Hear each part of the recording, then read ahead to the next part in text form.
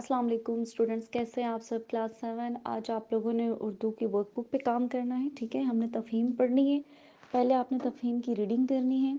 ठीक, रीडिंग करने के बाद आपने जो उस पेज पे सवाल मौजूद हैं उनके जवाब आपने देने हैं। ठीक है, उसको समझने के लिए आपको वीडियो देखनी पड़ेगी। वीडियो लाजमी देखें, तभी आप उन तमाम सवालों के जवाब जो है वो प्रॉपर लिख सकेंगे।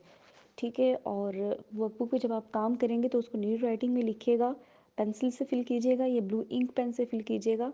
और उस पर आपने बुक के पेज के ऊपर डेट एंड डे ज़रूर डालना है, जिस डेट पे आप काम करें, जिस डेट पे, तो वो आपने लाजमी वर्कबुक पे मेंशन करनी है। ठीक है, यही आपका आज का होमवर्क है जिसमें 7 सवाल हैं।